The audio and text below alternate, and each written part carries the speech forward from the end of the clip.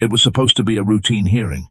5 minutes on the docket, a paperwork check, a judge, a file, a signature, and everyone would be out before lunch.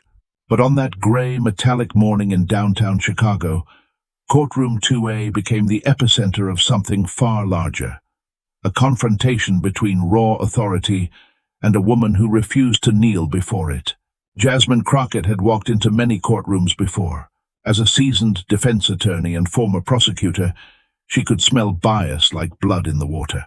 But this room felt different, too quiet, too still. The clerks didn't look her in the eye. The bailiff wouldn't meet her glance. Even the walls seemed to hold their breath. And at the center of it all sat Judge Richard Monroe, tall, pale, statuesque, a man whose reputation preceded him like a cold front. He was known not for deliberation but for domination. He didn't read. He ruled. Didn't question. Just sentenced. Jasmine entered calm, her folders tight under her arm, her blazer crisp, her stride unshaken. But she could feel it. The trap. The hearing wasn't just stacked against her. It had been decided before the courthouse even opened. Case 22F, Monroe intoned, his voice flat and final. The defendant is in violation. A fine of $15,000 is imposed immediately. That is the court's decision. No argument. No evidence. No hearing. Jasmine hadn't even sat down. The prosecutor blinked. The gallery murmured. Even Monroe's own staff shifted, unsure if they'd missed something. But they hadn't. There was nothing to miss, only a decree issued from on high, like thunder with no storm. And Jasmine knew then, this wasn't about Code 22F. This wasn't about law. This was about power. She rose, slowly, deliberately, only halfway from her seat. "Your Honor," she said, her voice calm and crystalline. "With all due respect, we haven't even begun. I haven't presented a single—" "You don't need to," Monroe cut in, like a guillotine falling mid-sentence. "The matter is clear." The room went colder. His tone wasn't dismissive. It was degrading. Monroe wasn't just asserting dominance. He was issuing a warning. "Sit down. Be quiet. You're not here to argue. You're here to obey." But Jasmine didn't sit. She stood, not as defiance, but as a reminder that even a judge must answer to something greater, the law. Her voice didn't rise. It didn't tremble. It simply cut. "With full respect," she said, locking eyes with him, "I am formally requesting the opportunity to present my defense. Due process requires that I be heard." There it was. Not a plea, but a principle.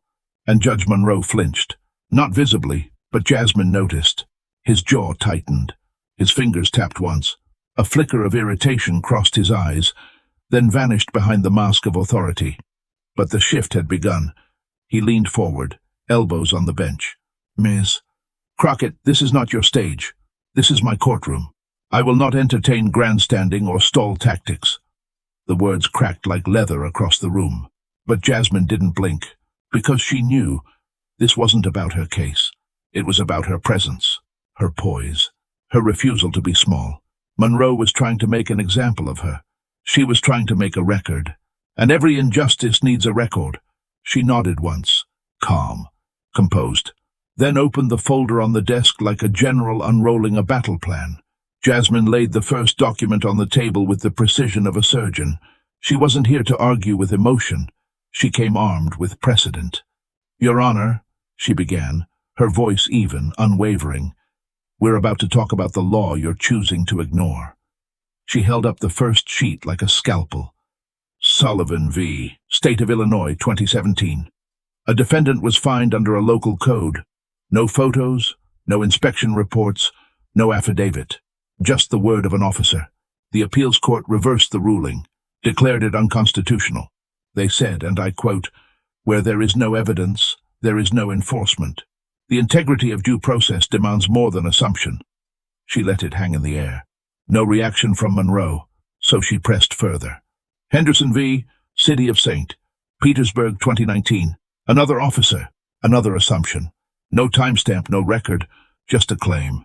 The city called it standard practice. The court called it void. Said, administrative authority does not exist in a vacuum. She looked up, met Monroe's eyes, and for the first time, he shifted. slight, but unmistakable. The courtroom noticed. The clerk's fingers resumed typing. The prosecutor leaned forward in his chair.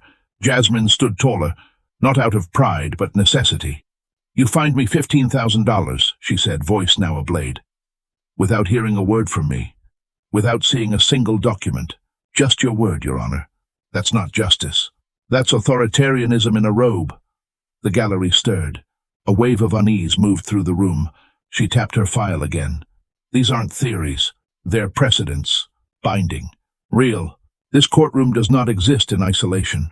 It exists within the Constitution." She stepped forward, her voice dropping, gaining weight with every syllable. "You can ignore my voice, but you cannot erase precedent, and you will not rewrite the Constitution from behind that bench." Silence, thick and absolute. Judge Monroe didn't speak, but his body did. Hands clenched tighter, jaw locked. He looked at the clerk, then at the prosecutor, then back to Jasmine. For the first time he wasn't issuing rulings. He was calculating. And then he fled. "This court will recess for 15 minutes, he muttered, standing abruptly. No explanation, no apology, just a robe disappearing behind a heavy door. It wasn't a recess. It was a retreat. The room froze. The tension didn't lift. It sharpened, like everyone was waiting for the next page to turn. But Jasmine? She didn't move. She stood steady, palms resting gently on the folder like it was a shield forged from every injustice she'd ever witnessed. She didn't need applause. She needed change, and it was coming. When the heavy door to chambers creaked open again, every head in the room turned. And then confusion, tension, because Judge Monroe didn't walk in alone. Behind him strode a second figure, taller, older, and emanating something far more powerful than authority. Institutional gravity. Judge Thomas Whitaker, a name whispered in legal circles with a kind of reverence reserved for those who didn't need to shout to command a room. A former appellate judge turned senior federal overseer, Whitaker had seen everything and forgotten nothing. He didn't rule with emotion. He ruled with order. And the moment he entered, everything shifted. The gallery straightened. The clerks stopped blinking. Even Monroe, who had swaggered like a monarch just minutes earlier, now walked with the caution of a man under review. Jasmine didn't need anyone to tell her what was happening. She had forced a change so dramatic that Monroe had summoned backup, not because she was wrong, but because she was right, and everyone in the room had seen it. Monroe returned to the bench like a ghost of himself. "For the record," he said, clearing his throat, "Judge Whitaker has been invited to observe and advise on procedural concerns that have arisen." The lie in that sentence was paper-thin. Everyone heard it. Everyone knew it. Monroe had lost control, and now he needed Whitaker's presence to anchor a ship that was taking on water. Fast. Whitaker didn't sit. He stood off to the side, arms folded beneath his robe, eyes fixed on Jasmine with the kind of analytical stillness that only comes from decades of watching lawyers rise or fall by their own preparation.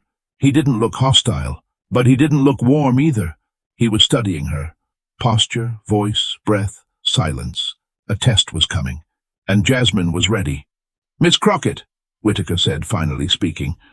His voice was calm, authoritative, iron behind silk. "You've raised several constitutional concerns regarding the enforcement of Code 22F. I'd like you to restate your core argument. For the record." He didn't have to raise his voice. The room was already silent. Jasmine didn't glance at her notes. She didn't shuffle her papers.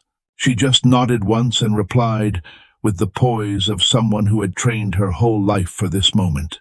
"Yes, Your Honor," she said. "I'll begin with the due process failures, supported by appellate precedent." Her tone wasn't nervous. It was deliberate. This was no longer about defending herself. It was about forcing the system to stare at its own reflection and decide whether it still recognized the law. And as the clerk called the next witness, Officer Nathan Ellis, the courtroom exhaled just once.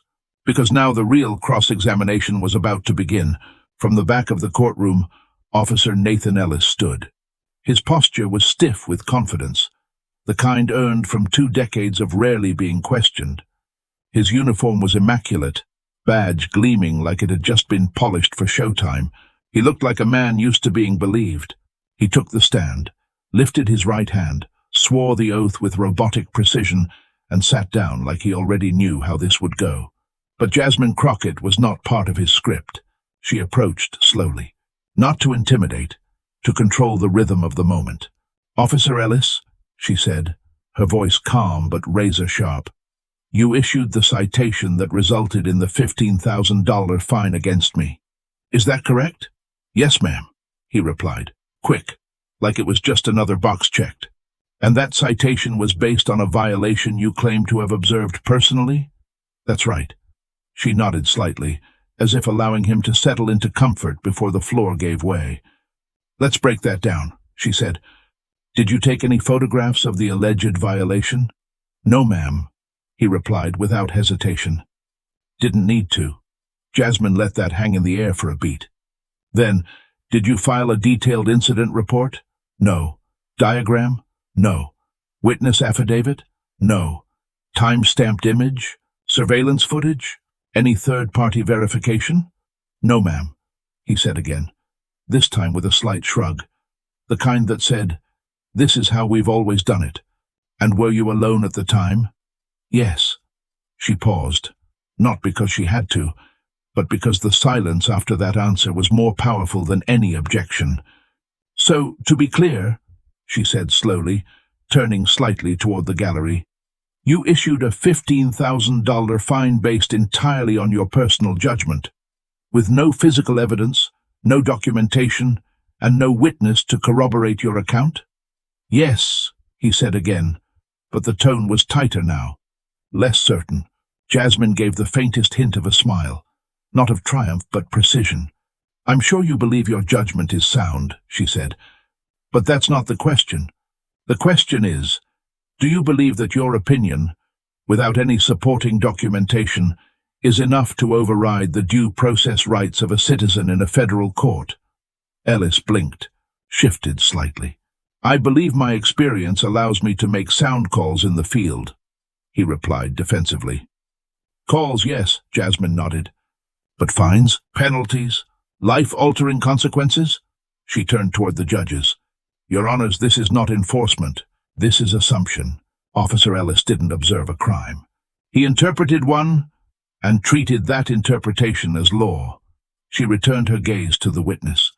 "Can you point to anything in the citation file that constitutes physical, verifiable evidence?" There was a long pause. Ellis swallowed. "No, ma'am." Silence rolled over the courtroom like thunderclouds. Jasmine didn't move.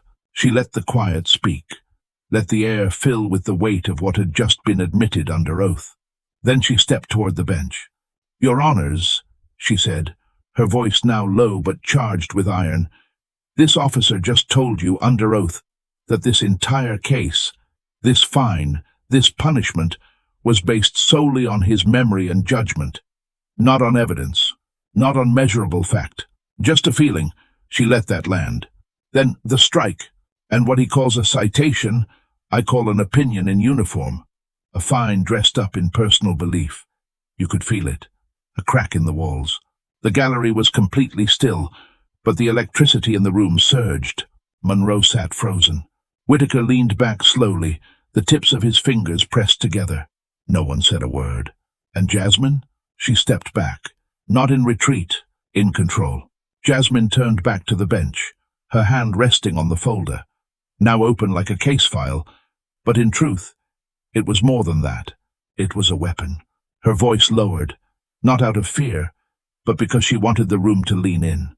"Your Honors," she said, her tone grave, "you've heard the precedent. You've heard the admission. But let's not pretend this is just about me." She slowly flipped a page and held it up. "This is Daniel Rhee, Vietnam veteran, Tulsa, Oklahoma. A photo. An old man with oil-stained hands, standing in front of a tiny garage.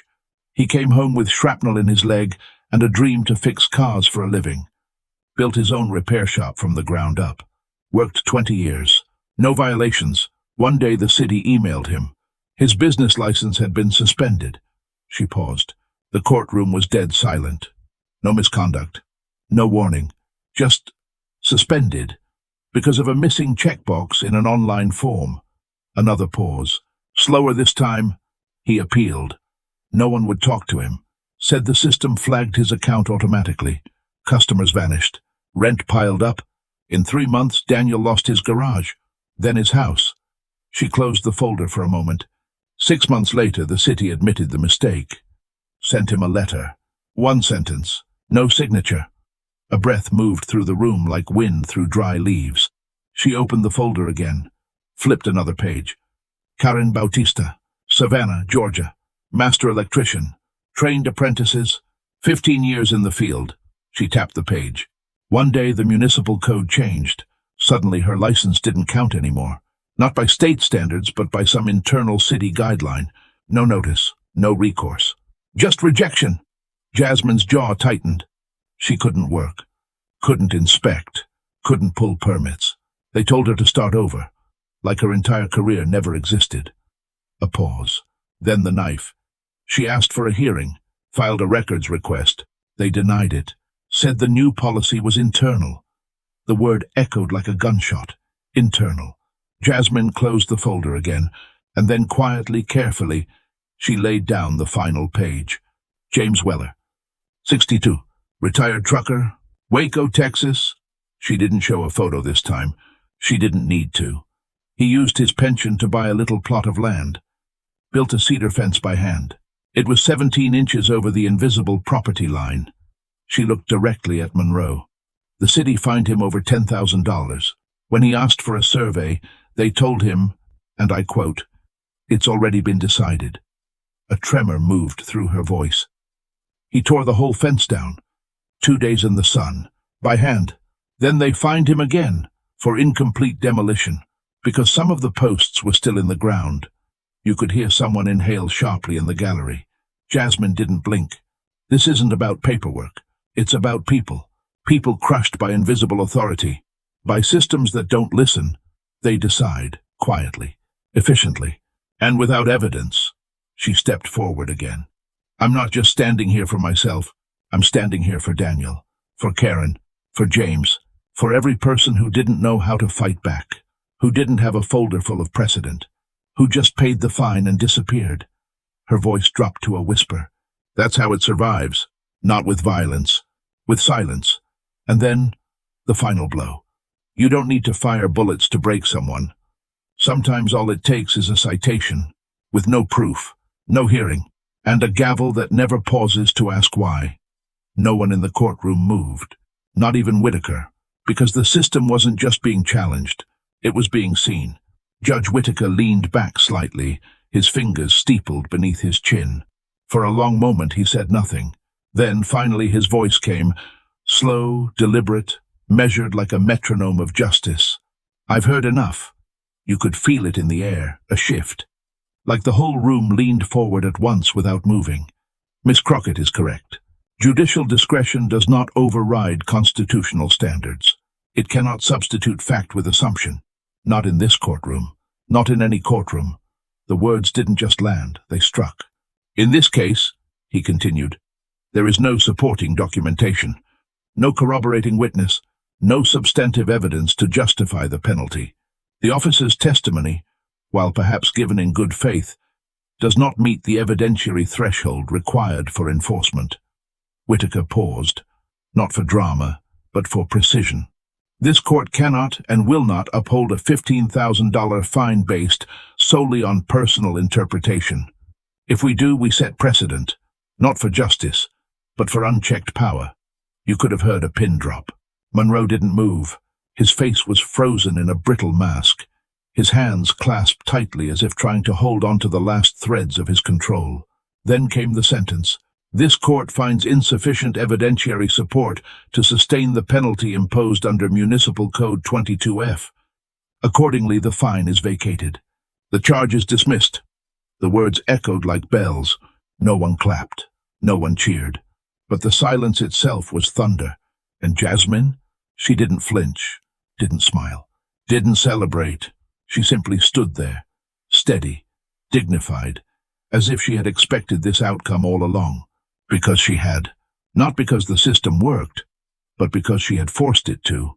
The gavel remained untouched. The judge who had once used it like a weapon couldn't even bring himself to lift it now. Monroe stared down at the polished wood of his bench. Then, after what felt like a lifetime, he looked up at her, eyes rimmed with something between disbelief and reluctant respect. "I underestimated you," he said quietly. It wasn't a statement for the record. It was a confession. Jasmine allowed a faint, measured smile to touch the corner of her mouth. Not out of triumph, but out of understanding. "You wouldn't be the first," she said. Then she turned. Each step away from the bench echoed like a revolution, the heels of her shoes clicking across marble tile, punctuation marks on a rewritten page of legal history. She didn't look back. She didn't need to. The message had been delivered. You cannot find someone into silence. You cannot crush a voice with procedure. And you cannot build justice on fear. Outside, the sun had broken through the clouds. The courthouse stood the same, but everything inside it had changed. And as Jasmine stepped through the heavy oak doors, her silhouette cast long shadows behind her, shadows that would live on in law journals, in classroom case studies, in whispered courtroom memories across the country. She hadn't just walked out a free woman, she walked out a precedent. What happened in courtroom 2A didn't stay in courtroom 2A. Within days, Jasmine Crockett's case began making quiet waves, the kind that don't crash loudly, but move beneath the surface, shifting everything above. First it was the local bar associations. Lawyers who'd once accepted procedural abuses as routine began to question their own silence. Then came legal scholars, citing her argument in op-eds, calling it a clarion moment for due process in America. Law schools updated their curriculums. Civil rights organizations requested transcripts. The tremor was growing, and then came the audits. In city after city, journalists began digging into municipal fines. How many were based solely on uncorroborated officer claims? How many lacked any supporting evidence? The answers were staggering. In Milwaukee, over 200 citations were reversed in a single month. In Dallas, a class action suit was filed on behalf of small business owners fined without hearing.